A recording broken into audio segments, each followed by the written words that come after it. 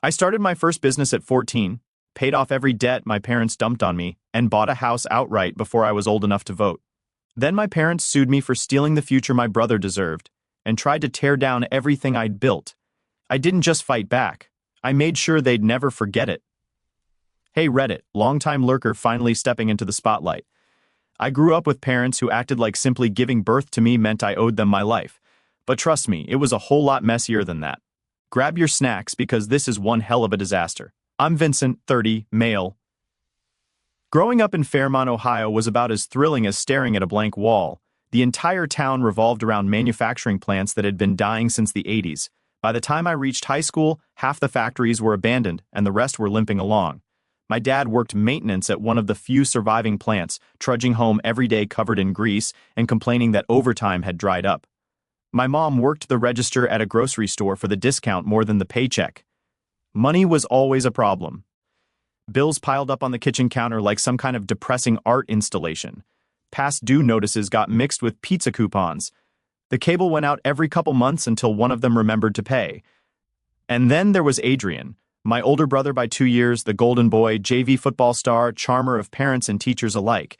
He knew how to smile just right and instantly get out of trouble. The comparisons never stopped. Why can't you be more like Adrian? That phrase practically scored my childhood. Dad said it when I brought home a C. Mom said it when I forgot the trash. Adrian said it just to be an ass. But I wasn't like him. I wasn't into sports or popularity. I liked figuring out how things worked. I'd take apart old radios, printers, anything people were throwing out. This didn't exactly win me points at home. Every time Dad caught me knee-deep in wires on the kitchen table, he'd give me a look like I'd personally ruined his day just by existing. The only places I felt like I wasn't wasting oxygen were the computer lab and shop class. Mr. D'Angelo, the shop teacher, actually saw something in me. He let me stay after school to work on projects and taught me proper soldering and troubleshooting.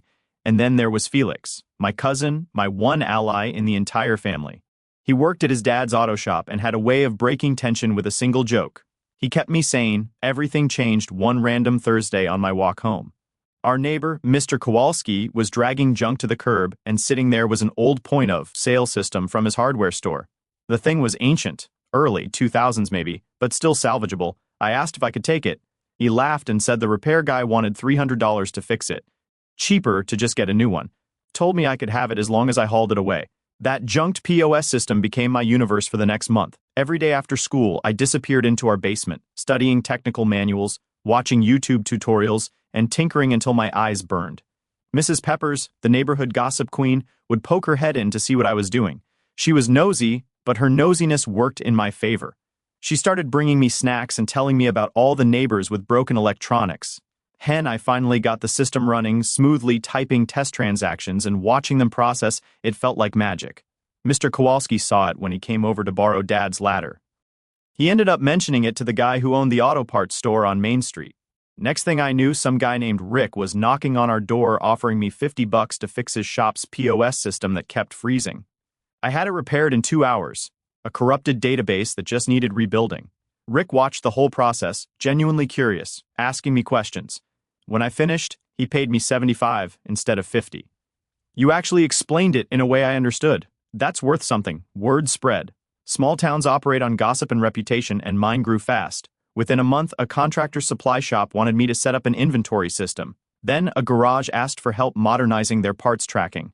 These were small, blue-collar businesses running outdated equipment. They couldn't afford corporate tech support, but they'd happily pay a teenager a few $100 to make their systems work again. Before long, I had a makeshift workshop in the basement. Yard sale workbench, organized tools, labeled bins, the whole deal. And that was just the beginning. I started stockpiling spare parts from every busted system I got my hands on. By 15, the money was rolling in, more than any kid my age should have been making. Some weeks I was bringing home $300, sometimes $400, and my parents reacted exactly how you'd expect. Dad complained non-stop about my equipment taking up the whole basement, even though that space had been empty for years. But the moment I brought home $600 in 1 month, suddenly they were all ears.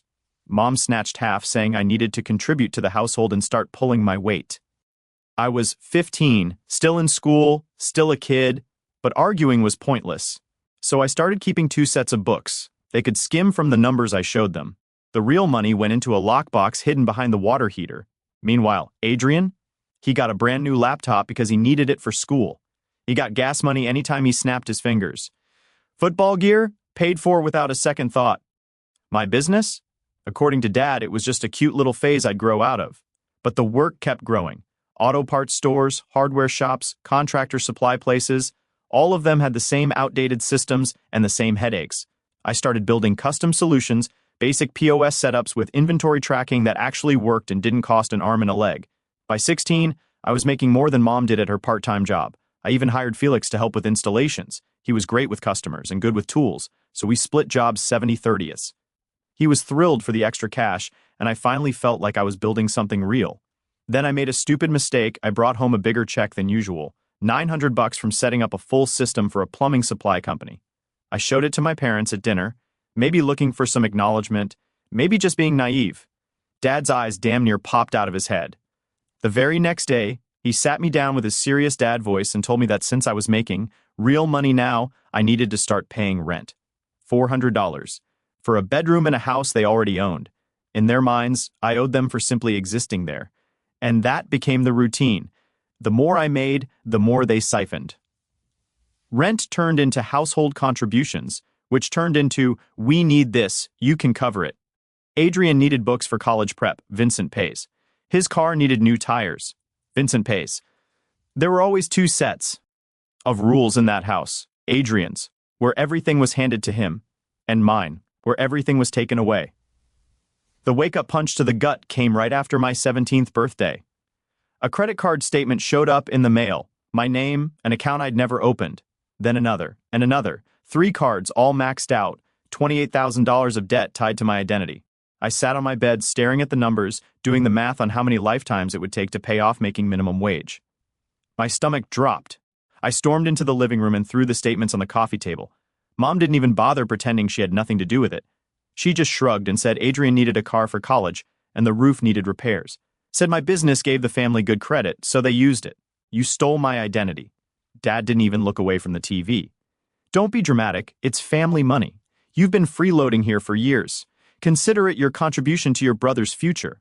I'd been giving them $400 a month for a year, and apparently now I owed even more. That night, I realized they didn't see me as their son. I was a resource, a walking ATM. And Adrian? He passed my room later, smirked, and said, "Thanks for the car, little bro." That was the moment I knew I needed to leave. The next morning, I called Felix. We met at the diner outside town and spread the credit card statements across the table between stale donuts and burnt coffee. Felix looked at the numbers, then at me. Holy crap, Vincent. This is straight-up identity theft. They're my parents. Doesn't matter. This is criminal. Felix got me in touch with his mom's friend Marlene, a lawyer who sometimes took pro bono cases. She reviewed everything and laid out my choices: press criminal charges or pursue emancipation. I couldn't bring myself to push criminal charges, no. Matter how messed up it all was. They were still my parents. But emancipation? That meant legal freedom. It meant cutting their access to my money before I turned 18. Building the case took 3 months. We gathered everything: unauthorized, credit cards, proof of my business income, recordings of my parents openly talking about using my earnings, every dollar I'd been forced to contribute. I documented every piece of it. The hardest part wasn't proving what they'd done. It was accepting that I had to do it at all. The hardest part wasn't gathering evidence. It was accepting that I was actually going through with this. My decision snapped into place the night I walked into the living room and found my mom applying for a 4th credit card in my name. She was literally typing in my social security number like it belonged to her. When she saw me, she just closed the laptop and told me to mind my own business.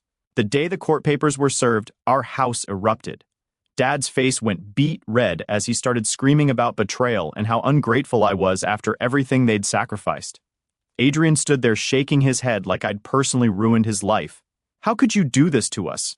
Mom sobbed, tears rolling down her cheeks. Oscar-worthy stuff. "I'm not doing anything to you," I said. "I'm protecting myself." "We're your family," she cried. Adrian chimed in with, "Family takes care of each other." "Funny," I said. "I don't feel very taken care of." I moved in with Bruce, D'Angelo, for the 3 weeks before the hearing. Bruce was Mr. D'Angelo's older brother, a retired electrician living alone in a house way too big for one guy. I crashed on his couch, ran my business out of his garage, and tried to ignore the nonstop calls from my parents demanding I come home and stop embarrassing them.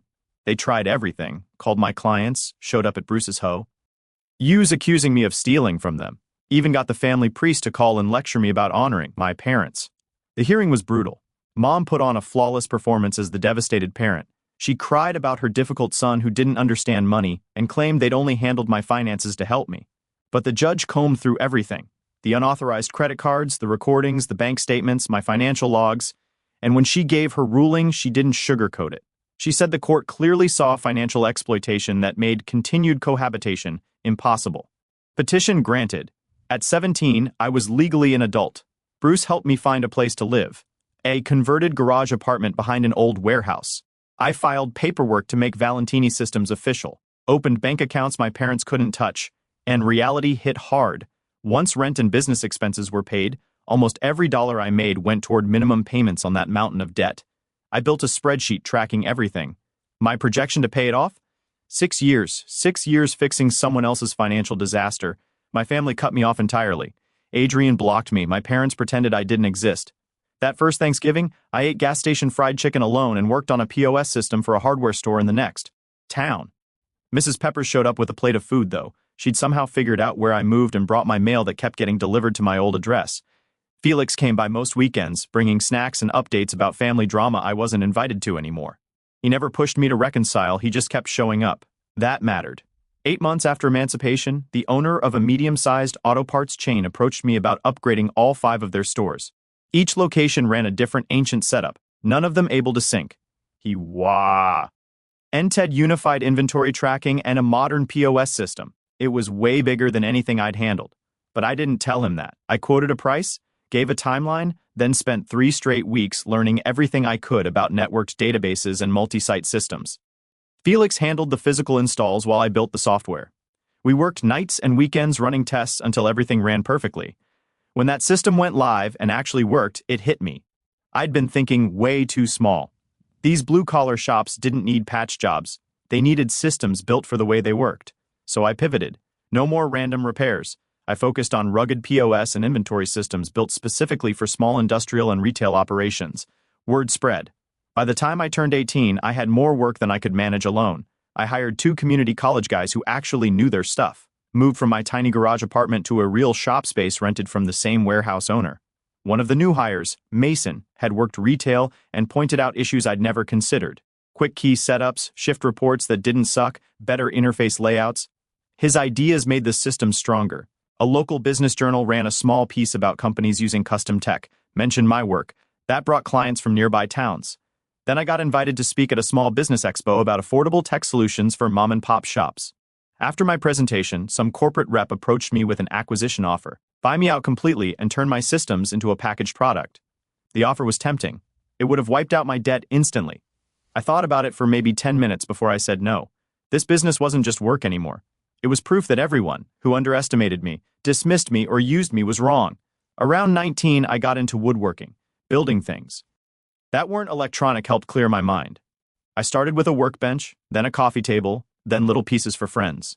Meanwhile, the business kept growing. More clients, better systems, stronger reputation. I started specializing in niche industries, auto parts stores, contractor supply shops, industrial equipment dealers. I built templates I could customize instead of reinventing the wheel every time. By 20, I'd added vehicle inventory tracking for used car lots, then equipment rental tracking for tool rental businesses. Each new service stacked neatly onto the last, building this interconnected network of blue-collar businesses that all needed the same kind of dependable systems. The debt, though, that never stopped looming. Every month, a few $100s disappeared into principal and interest. Watching that number crawl downward while my business skyrocketed was maddening. I made a separate spreadsheet dedicated only to the debt payoff, updated it weekly, calculated how many new clients I'd need to double my payments, how many months that would cut. But I kept grinding, lived cheap, worked constantly, saved every extra dollar. Felix kept me in the loop about family chaos whether I wanted the updates or not. Adrian had been kicked out of college for cheating and moved back home. My parents were fighting non-stop about money. Mom was taking more shifts. Dad's plant kept announcing layoffs. The house itself was falling apart, roof leaking, furnace dying. A small part of me felt bad. But the bigger part remembered the $28,000 in fraudulent debt they'd dumped onto me. Mrs. Peppers would stop by my shop with food, always pretending she was just passing through. She'd mention seeing my parents at the store, talk about how tired they looked, always with that pointed tone that told me she knew a storm was coming. Around 21, Felix got me into weekend shootin'. G-range trips. There's something meditative about it. Total focus, everything else fading as you try to group shots at 25 yards. The real turning point came when I landed a contract with a regional hardware store chain. 12 locations, all needing complete system overhauls. Biggest project I'd ever touched. I hired 3 more people, rented more shop space, and committed to months of solid work. That project put Valentini Systems on the regional map. By 22, I had a strong client base, predictable income, and a reputation for building systems that didn't fall apart. Still not successful in the flashy sense, but I had stability, growth, and something I built from nothing, by myself. The debt finally hit zero a month after my 23rd birthday. 6 years of grinding. 6 years of living cheap and throwing every cent at the balance. When I submitted that final payment, I just sat there staring at the paid in full confirmation. And instead of feeling triumphant, I felt empty. Like I'd spent so much time chasing that one goal that reaching it left me with a hole. Felix showed up with takeout that night. "So what now?" he asked. "Now," I said. "I figure out what I actually want instead of just surviving." With the debt gone, I started thinking long-term. I made my first real investment, bought a rundown duplex. Spent 6 months renovating it in my spare time, then rented both units out. It gave me stable passive income if the business ever slowed. Then I started looking for a house of my own. For 6 years after emancipation, family contact was basically zero, just Felix giving me glimpses into the never-ending disaster at home. Then, an envelope arrived, plain white, no return address. Inside, "You are invited to celebrate Leonard Valentini's retirement." I stared at it for an hour. Dad was retiring from the plant, and suddenly they wanted me there? After 6 years of nothing? Felix called that same day. "You get the invitation?" "Yeah, you going?" "Haven't decided. Mom asked if I thought you'd show." They're making a big deal of it. Something about the whole thing felt wrong, but against every instinct, I RSVP'd yes. His retirement party was at the Fairmont VFW Hall. Nothing fancy, bad coffee, dry sheet cake, a slideshow nobody cared about. Walking in felt surreal. Familiar faces, some I hadn't seen since I was a kid, all staring like they weren't sure I was real. Why parents approached together? Dad looked older, grayer, heavier, shoulders caved in from years of labor. Mom had the same styled hair and precise makeup but wore this tight, sour expression. "Vincent," Dad said stiffly, "glad you could make it, brr." "Congratulations," I replied. Dreen hung back for a moment, then swaggered over with a fake smile. "Brr, little bro, long time. Heard your little business is doing okay, brr." "It pays the bills," I said. "Hey, introduce me to Dad's coworkers as our other son who works with computers." Throughout the night, I stayed on the edges, making small talk while watching the dynamics. Something felt off. The party was nicer than a standard factory retirement should have been. Decorations, catering choices, too pricey. The food table. I overheard my uncle say to one of Dad's coworkers, "Now that Vincent's back, Leonard's hoping for some help. Kid's done well. Time he stepped up for family. Ate her, more fragments. Dad buying a big RV, Mom bragging about a cruise they'd booked. Adrian mentioning a down payment on a condo, brr.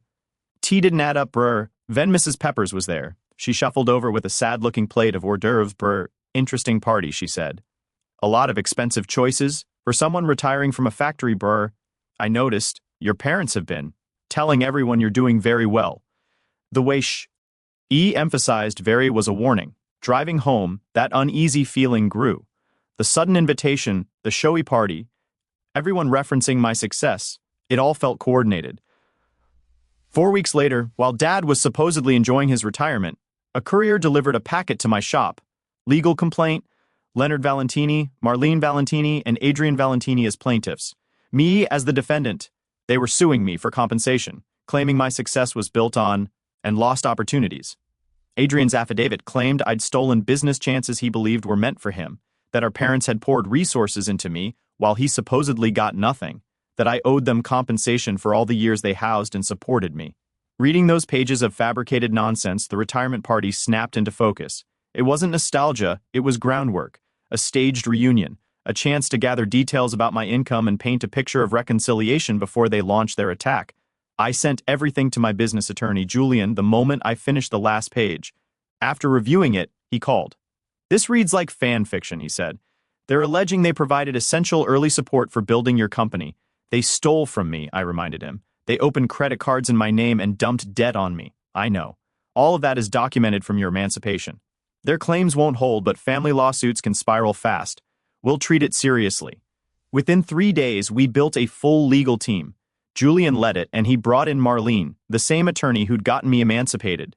Their initial assessment was blunt. Legally, my family had no case, but that wasn't the point. They were aiming for a payout, counting on me offering hush money to avoid the drama or damage to my business's reputation. That assumption infuriated me. I told my team we were fighting this to the end. No shortcuts, no settlements. As the process unfolded, the level of planning became clear. Discovery revealed they'd been watching my business for years. Adrian made fake LinkedIn accounts to connect with clients and snoop on projects. My parents grilled Felix during every visit, asking innocent questions about my revenue and workload. Worse was the evidence that someone tried to access my business accounts using childhood-based security questions. Our IT specialist traced those attempts back to my parents' internet service. That crossed a line. I overhauled every security system, swapped every password, rewrote every security answer to unrelated nonsense. Felix was devastated when he learned the role he'd accidentally played. I thought they just wanted updates because they missed you, he said. Bar, it's not on you, I told him. Manipulation is their specialty, bar. Emotionally, this hit harder than emancipation. 6 years I'd built a life without them, proved I could stand on my own, and now they were clawing their way back for money they believed they deserved. I started spending even more weekends at the shooting range. The focus helped keep the anger contained. Felix came along most weekends, and we'd go through boxes of ammo without once bringing up the lawsuit. Word of the lawsuit leaked. A few clients called, worried about whether it meant instability. I reassured them repeatedly that it wouldn't affect their systems or support. Bar, Hen Discovery exposed the full picture. Emails between my parents and Adrian spanning nearly 2 years, strategizing how to reconnect with me just to pursue a financial claim. Mom had saved local articles about my business, screenshots of posts, even client reviews. Adrian had built a spreadsheet estimating my company's valuation using industry metrics and guesses. They'd been planning long before the retirement. NT party invitation ever hit my mailbox. Depositions were a disaster for them. When Julian asked Dad to name any meaningful support he'd provided for my business, he cited letting me use the basement and paying for electricity. Mom claimed emotional guidance. Marlene responded with the credit card fraud, the documented exploitation, and details showing they'd siphoned money from me before I could legally work full-time. Adrian fell apart completely. He tried to explain his stolen opportunities claim but couldn't name a single concrete example. By the time it reached Judge Eldridge, the whole case looked like a farce. Their testimony became increasingly frantic. Dad insisted he'd given me vital mentorship under cross-examination. That mentorship amounted to telling me to toughen up. Mom tried to paint herself as a sacrificial parent. Then Marlene brought up the RV, the cruise, and Adrian's condo deposit. Dad admitted they'd taken out a loan expecting a massive settlement. After 8 months of motions, hearings, and back-and-forth filings, Judge Eldridge issued his decision. Case dismissed in full. His written opinion shredded their claims, calling them demonstrably false, retaliatory in nature, and bordering on fraudulent. He ordered them to cover all my legal fees and court costs, an amount so large it would probably force the sale of their home. Outside the courthouse, Adrian rushed toward me. Security stepped in, but I waved them off. "This is insane, Vincent," he said. "We're family. Family doesn't steal identities," I replied. "You're really going to let them lose the house?" "I'm not doing anything to them. They chose this." Dad stood behind him looking hollowed out. "We raised you. We gave you everything." "No," I said, "you took everything." I walked away feeling nothing. Not anger, not satisfaction. Just an empty quiet. Later, Felix met me at a diner. We ate in silence, baseball murmuring from the TV. "Family's going to fall apart after this," he said eventually. "They were always falling apart," I told him. "Now it's just visible." The months after the lawsuit were surreal.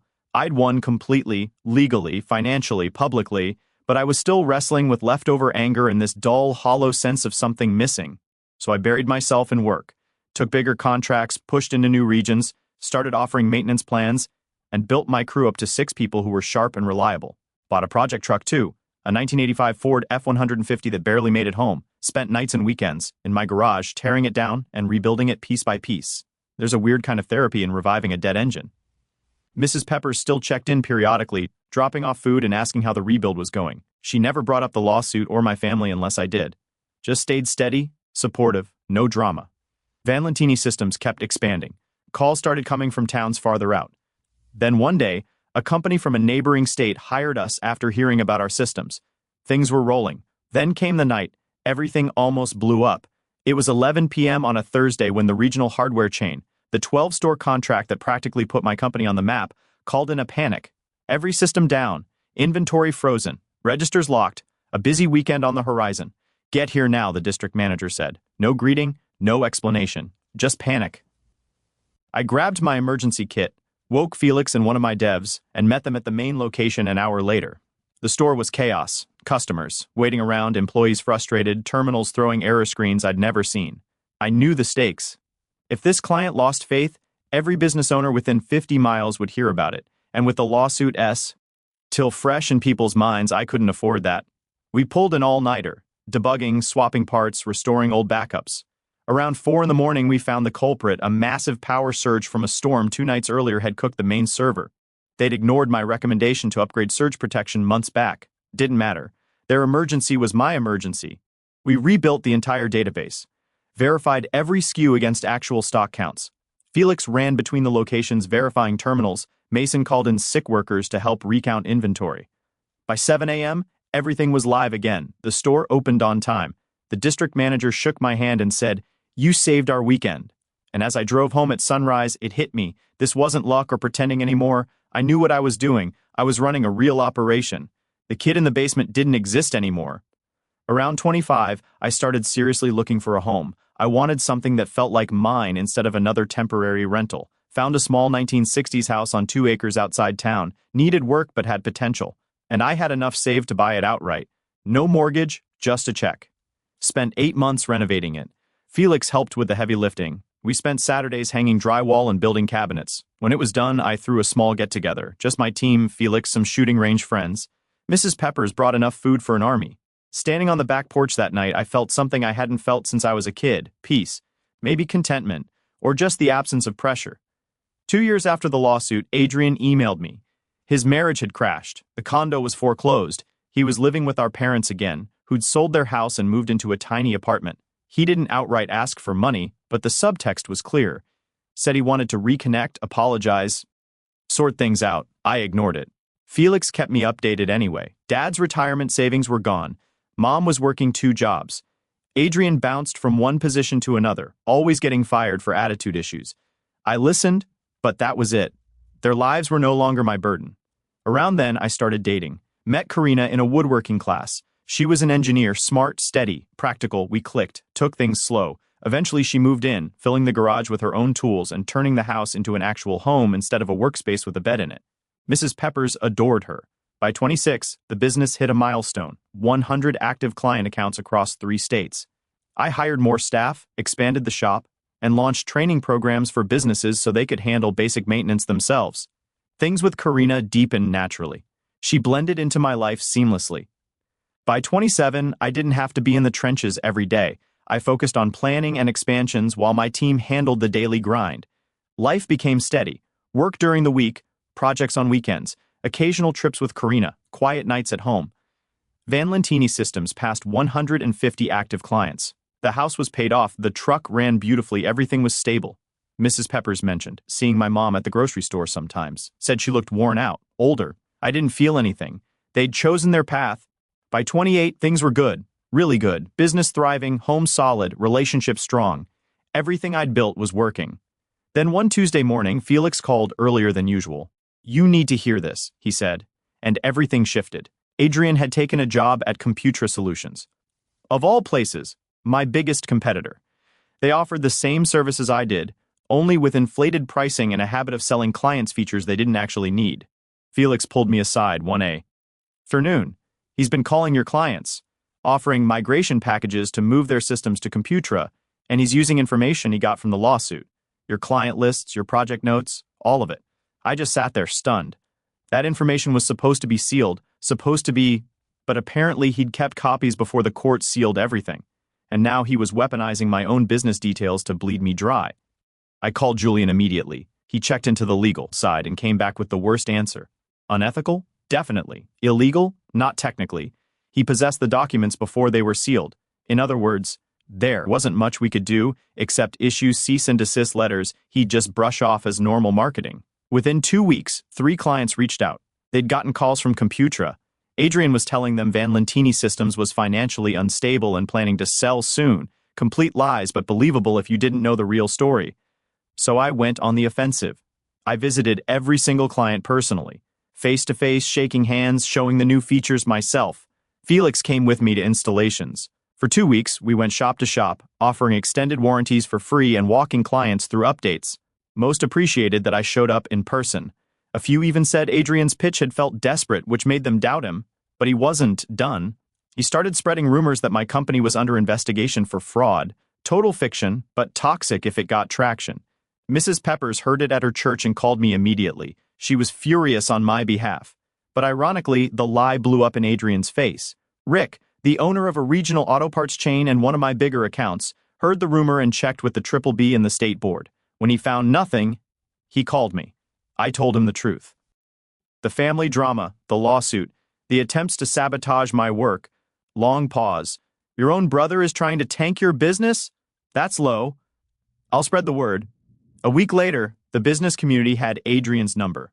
People were shutting him down the second he started his pitch. Computra took a reputational hit just for having him on payroll. Shop owners even called me to tell me directly that they'd dismissed him.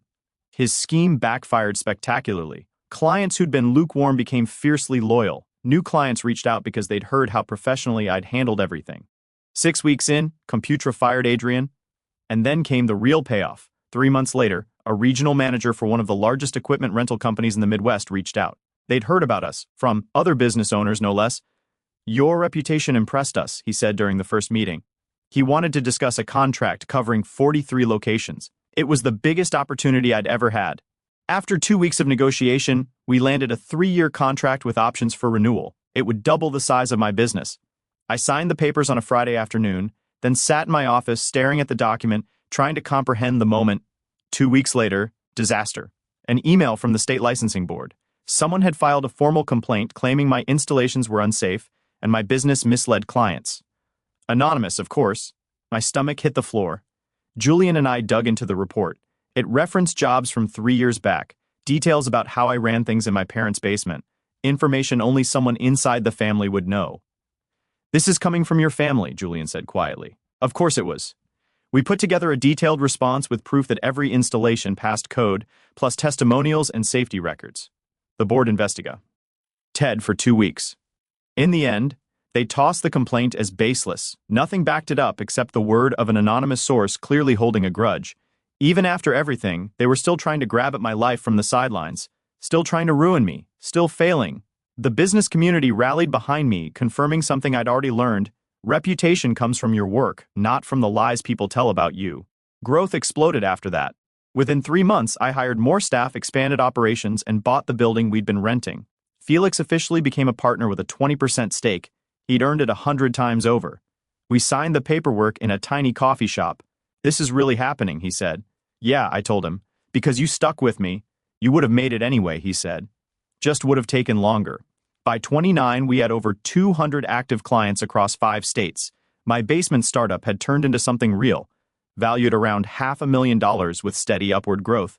Karina and I got engaged. Mrs. Peppers brought over wedding magazines. Felix threw me a low-key bachelor party, just fishing and pizza. He occasionally updated me on the family. Adrian was working retail, living with my parents again. My dad couldn't work anymore because of health issues, and my mom was working herself to exhaustion. Their situation was a mess entirely of their own making. I never reached out. I didn't need closure or reconciliation. Standing in my shop one night, I realized the truth. The best revenge is building something they can't touch. My dad tried once, through Mrs. Peppers, to get a message to me. Wanted to talk, wanted forgiveness. No, some bridges stay burned. By the time I hit 30, I had everything I'd been working toward. My business, my relationship, and a circle of people who genuinely cared. If you enjoyed this video, don't forget to subscribe. It helps more than you know and lets us bring you even better stories.